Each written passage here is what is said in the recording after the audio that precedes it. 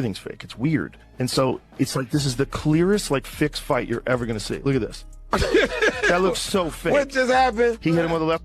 I know. But watch it again. Part, Let's watch it again. Look at this guy holding his hands up and watch. Watch this. He like literally shows him his chin.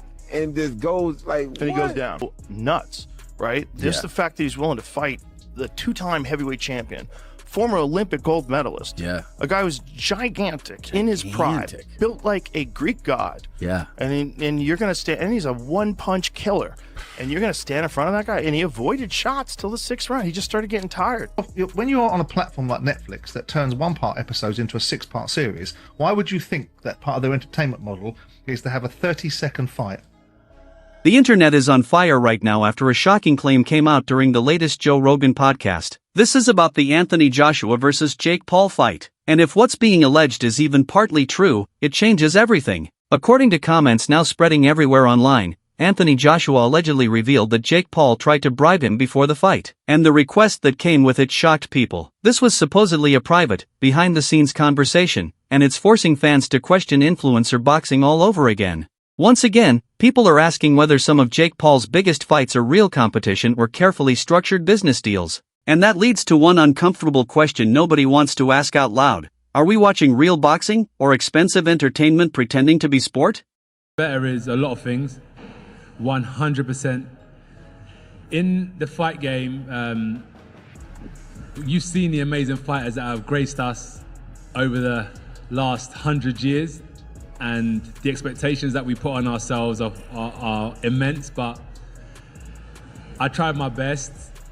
Jake done well while it lasted, but if you remember what I said in the interview with Cameron is, fighting's not just physical, it's psychological. And when you understand the psychological warfare, I did say to you that, Jake, what's gonna happen? I'm gonna see a time when I'm gonna take your soul and you're either going to give up or you're going to get knocked out. And unless you have that instinct, you just will never be a good fighter. So I wish that I could have knocked him out at the start. But as we saw...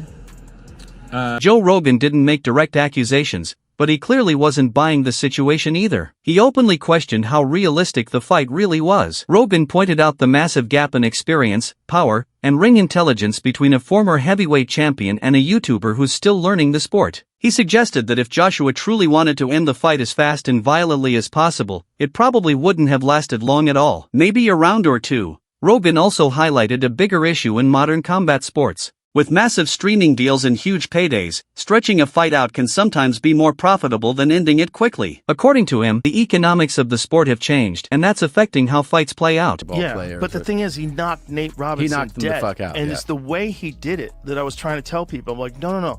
That was skillful. So like there's like boxing matches where you see two guys just slugging it out, one guy lands a punch, and he landed a good punch. What Jake did is he slid back and landed a punch. Yeah. It's like the athleticism along with the intelligence, the technique. I'm like, he's not even doing it that long. And he's also hyper competitive, even though he's wealthy. Yeah. You know, like you would assume that wealth would take away your drive for competition. It hasn't. He's also nuts, right? Just the fact that he's willing to fight the two-time heavyweight champion, former Olympic gold medalist. Yeah. A guy who's gigantic in his pride, built like a Greek god. Yeah. And you're going to stand, and he's a one-punch killer.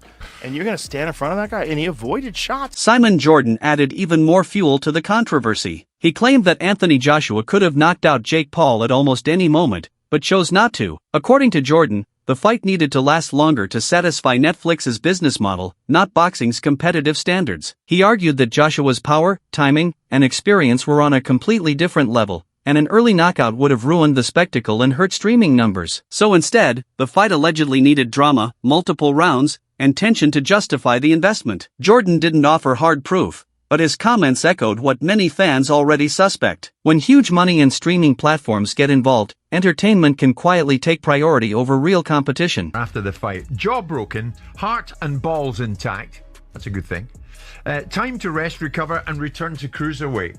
I mean, he's coming out of it as if, well, yeah, I got battered in the end, but boy. That's what he will do. I mean, it depends what you think this was. I mean, I never felt it was anything other than entertainment.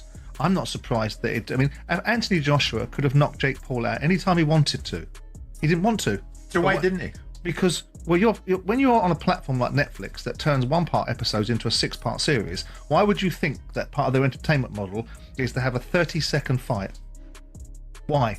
Because you watch a Netflix series, you can watch it and you can go, well, I get the gist of it. Why have you got to turn it into 10 episodes? Because I'm dying with boredom after episode. Are you telling me that Netflix probably... Chael Sonnen didn't hold back at all. His reaction was blunt and brutal. He flat out said, "This was not boxing. Period." According to Sonnen, the fight had the look of boxing, the ring, the gloves, the referee, but none of the danger or urgency that defines real championship boxing. He explained that true boxing is about constant risk, where one mistake can end everything.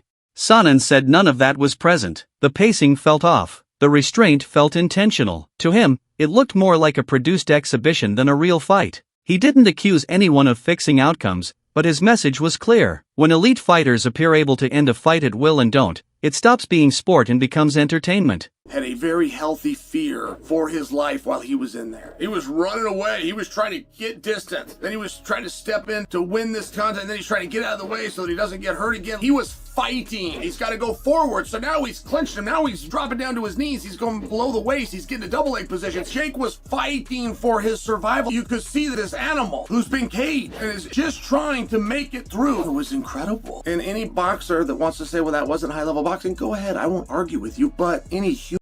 After the fight, Anthony Joshua gave a surprisingly honest assessment of his performance. Even though he won by knockout in the 6th round, he admitted it wasn't his best showing. He said he struggled early to land clean shots and couldn't corner Jake Paul as quickly as expected. Joshua called it a win, but not a success by his own standards. He emphasized that he still has work to do if he wants to return to championship form. It was a humble take, especially after knocking out one of the most talked about fighters in the world. I'm in awe of the fact that you do what you do. I mean, it's not that hard to get your ass beat. I won 2 rounds and then I got dropped. But it was a great experience. Like, I learned a lot in there. But I had him wobbled at one point. He hit you in the face, and not only did you not get knocked out, you dropped and said, wow. Wow, that was nice. I was on the ground. I was like, that was a good shot. Did he surprise you with his power? He surprised my jaw. It's literally snapped. It's What, like a baseball in there. But yeah, I mean, I told everyone, though, that I would do better than Francis and that Francis kind of got no chin. So Francis low-key soft. And this is where Jake Paul's marketing skills really showed. Right after getting knocked out, he wasted no time shifting attention to his next move. He immediately called out former UFC heavyweight champion Francis Ngannou. I think it's scripted a little bit because, you know, of the weight difference, and, you know, Joshua is a former, you know, champion. And also, you know, he's current, he's active, you know, and this is going to be the first time that we see Paul, you know, fighting an active fighter. You know what I mean? We seen the Mike Tyson, that was all fun, that was cute, you know what I'm saying? It's fun and games and stuff, but now you're dealing with a real professional, you know, and so we'll see how it ends up you know, like I said, I think it's scripted, but, you know, we're going to see. At the end of the day, I just want everybody to have fun. I want them to enjoy themselves because we risk our lives for others' entertainment, and just go home safely, to be able to have memories and say we did a great